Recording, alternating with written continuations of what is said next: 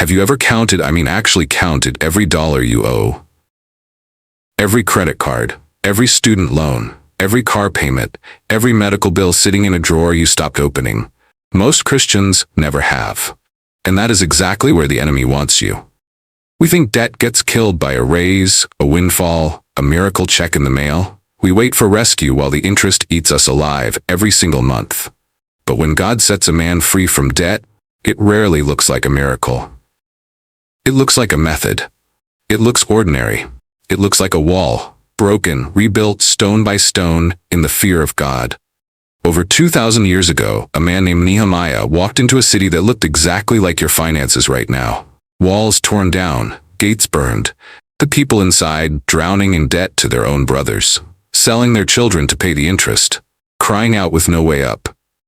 And God gave that one man 7 habits, 7 movements that didn't just rebuild a city. They killed the debt that was killing his people.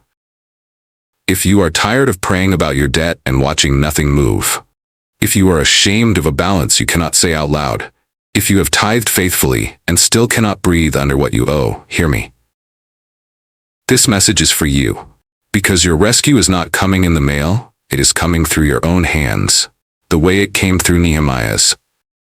Today I'm going to give you the 7 debt-killing habits God revealed to Nehemiah, the same 7 that will rebuild the financial walls of your life.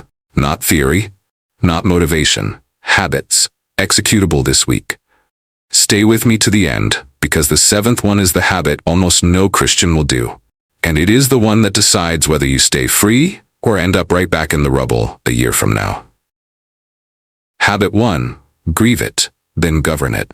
Before you touch a single bill, you do what almost no Christian actually does. You sit down alone and you count. Every credit card, every student loan, every car payment, every medical bill in the drawer you stopped opening, every Klarna, Affirm, and Afterpay balance hiding in your inbox, every dollar you owe a friend or a family member, you write the real number on one page and you bring it to God. Honestly, not dramatically. This is where Nehemiah begins. When word reached him that Jerusalem's walls were rubble, he did not run out that afternoon with a plan. Scripture says, "When I heard these words, I sat down and wept, and mourned certain days, and fasted, and prayed before the God of heaven." Nehemiah 1:4. He wept, he fasted, he prayed, in that order, but hear this. He did not stay there. 4 chapters later, standing before a people drowning in debt, Nehemiah 5:7 says, "Then I consulted with myself, and I rebuked the nobles." Consulted with myself. The Hebrew is deliberate. It means he ruled his own spirit before he opened his mouth. That is where most Christians fail. You feel the weight of what you owe, and you either panic or you numb. You open a new card to pay an old one. You avoid the mailbox for 6 more months. Grief without governance is paralysis. And paralysis is how the interest keeps eating you alive while you pray for a rescue that is not coming in the mail. Here's what you do this week. Sit down alone. Write the real number. Say it out loud to God. Pray Nehemiah 1 over your own walls. Then stand up, because the next 6 habits cannot begin until this one is finished. Do not panic. Do not numb. Count. Habit 2. Inspect your walls at night. Nehemiah did something before he spoke a single word of plan. He went out alone at night and he inspected the walls. Nehemiah 2:12 says, "I arose in the night, I and some few men with me. Neither told I any man what my God had put in my heart to do at Jerusalem." Verse 16, "The rulers knew not whither I went or what I did, neither had I as yet told." He walked the rubble in silence. He saw the damage with his own eyes. Then, and only then, did he open his mouth to plan. Most Christians try to fight debt without ever doing this. You know it is bad, you avoid opening the statements, you estimate, you round down, you tell your spouse the number is manageable when it is not. The enemy rules what you refuse to see clearly. So this is your second habit. Alone, in silence. You list every single debt on one page, the creditor's name, the exact balance to the dollar, the APR, the minimum payment, the due date, the payoff total. You do not guess, you do not round, you write the real shape of the broken wall. Most people are shocked at what the total actually is. Some weep, some get quiet, some finally pray the prayer they have been avoiding for 2 years. That is the point. You cannot rebuild what you have not inspected. Inspect it, write it, face it. Habit 3. Name the builders, section by section. Here's the chapter almost no preacher touches. Nehemiah 3. Read it one time and you will never look at debt the same way. Verse after verse, family after family, section after section of the wall is named. And next unto him builded, and next unto them repaired, every one over against his house. Nehemiah 3:28. The wall was not rebuilt by a crowd. It was rebuilt by specific people assigned to specific sections, working right next to their own homes. That is how you kill your debt. Stop fighting my debt as one shapeless monster. It will crush you every time. Break it into named, numbered pieces. This Visa, this Discover card, this Sallie Mae balance, this Ford Credit Auto loan, this hospital bill from 2023, this Klarna balance from the couch you bought last spring. Every debt gets a name, a number, and a section of the wall. Then, this is where most people fail. You assign each one a specific kill plan. Smallest balance first if you need the momentum, highest APR first if you need the math, whatever strategy fits your season. But every section of wall has a named worker, and that worker is you. A blob cannot bleed. A named debt can name it, number it, kill it. Quick word before we go into habit 4. If you want a free tool to help you do all of this, a 90-day financial tracker with a built-in debt tracker, a wall inspection worksheet in the spirit of Nehemiah, and a weekly accountability page, it is waiting for you in the comment section right now. Free. No email sign up, just click the link, download it, and use it while you watch the rest of this video. Because what we are teaching works. But habits without a tracker die by Thursday. Grab it now, then come right back. Habit 4.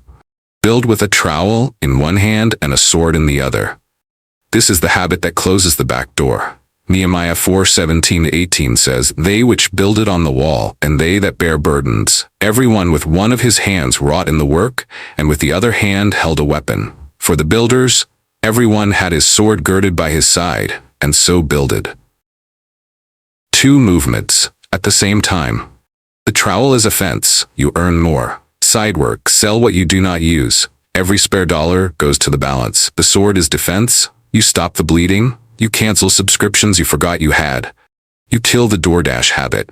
You close the Amazon cart. You refuse the new phone you do not need. You say no to the weekend that was going on a card. Because here is what most Christians miss. Paying down debt while still adding new debt is filling a bucket with a hole in it. You will stand there 10 years from now, tired, older, still swinging, wondering why the water level never rises. The bucket has a hole. Plug it. Both hands must move. Trowel and sword, earning and guarding, offense and defense, every day. One hand alone will not finish this wall. Swing the trowel, draw the sword, build.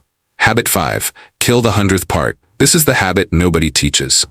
And it is the one that decides whether you are free in 2 years or still chained in 20. Attack the interest before you attack the balance. The balance is the stone, heavy, visible, measurable. The interest is the serpent, quiet, hidden, never sleeping. Nehemiah understood this. Nehemiah 5:11, Restore, I pray you, to them also the 100th part of the money and of the corn, the wine and the oil, that ye exact of them. The 100th part. 1% per month. Roughly 12% a year. That was the interest the lenders were charging their own brothers, and Nehemiah demanded it be killed, not just reduced. Your credit card at 26% APR is not your friend, it is a wall eater. Your payday loan at 300% is not a convenience, it is a chain. Your store card at 29.99% is not a perk, it is an infection. Call every lender this week. Ask for a rate reduction. Most cardholders never ask, and most companies will lower the rate if you do. Transfer balances to lower APR. Refinance what you can. Consolidate what you should. Pay the highest interest debt first, hard and fast, until that serpent is dead. Because if you only chip at the balance while the interest keeps multiplying, you will be at this same wall 10 years from now, older and more tired, still praying the same prayer.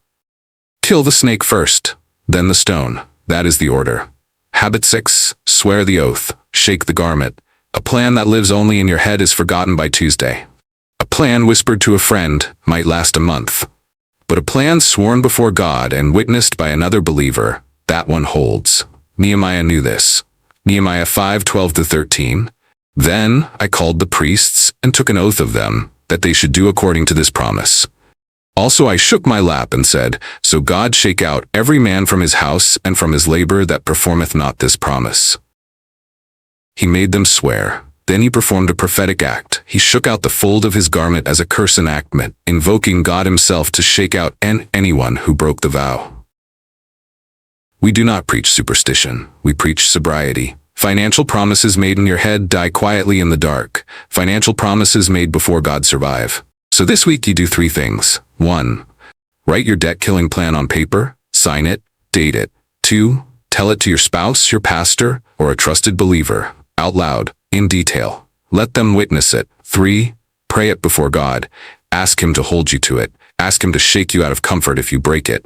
Put the fear of the Lord on your own finances. Because a promise without weight is a lie you tell yourself. Write it, witness it, swear it before God. Habit 7. Refuse the governor's bread. This is the habit almost no Christian will do. And it is the one that decides everything. Nehemiah was the governor. He had the legal right to the governor's food allowance. He had the legal right to the tax the previous governors collected, 40 shekels of silver plus food and wine. All of it was his by law. He refused it for 12 years. Nehemiah 5:14-15. From the 20th year, even unto the 32nd year of Artaxerxes the king, that is 12 years, I and my brethren have not eaten the bread of the governor. But the former governors that had been before me were chargeable unto the people. But so did not I, because of the fear of God. There is the root. So did not I, because of the fear of God. That sentence is the most important sentence in the whole chapter. Maybe the whole book. Because a Christian who kills debt without the fear of God just ends up a disciplined pagan with a better credit score. A Christian who kills debt because of the fear of God becomes free in the bank account and in the soul. So here is the 7th habit. Downgrade your lifestyle for the duration of the war. The daily Starbucks, the DoorDash habit, the Amazon scroll, the upgrade on a phone that already works, the bigger truck, the Target run that was supposed to be $20 and became $150, the all-inclusive vacation put on a card, the 3rd streaming service. None of these are sin. They are the governor's bread. You are entitled to them. Refuse them anyway. Not because God told you to be poor, but because you fear him more than you fear discomfort. Live like you earn half of what you earn for as long as it takes, because this is the habit that closes every back door the other 6 leave open. Without this one, everything leaks. Refuse the bread, fear the Lord, live free. Now hear me one last time. Before you click away, before you forget. Nehemiah did all 7 of these things. The wall was built, the debt was killed, the people swore the oath, the garment was shaken. He refused the governor's bread for 12 years, and then he left. Nehemiah 13, he came back years later. And when he walked back into that same city, the corruption had crept back in. Tithes unpaid, the Sabbath broken, a pagan man living in the rooms of the temple itself. Nehemiah 13:11. Then contended I with the rulers and said, Why is the house of God forsaken? The wall he rebuilt was still standing, but inside those walls everything had rotted again. Hear me. You can do all 7 habits. You can pay off every card. You can close every loan. And 5 years from now, you can find yourself right back in the rubble. Because debt killing is not a one-time event. It is ongoing vigilance. The fear of God that got you out must be the fear of God that keeps you out. So when you finish this wall, stay on it, walk it, inspect it every month. Refuse the bread that tries to creep back in. Because freedom is not a finish line. It is a watchtower. Build the wall. Guard the wall. Fear the Lord. And the God who raised up Nehemiah will do the same for you.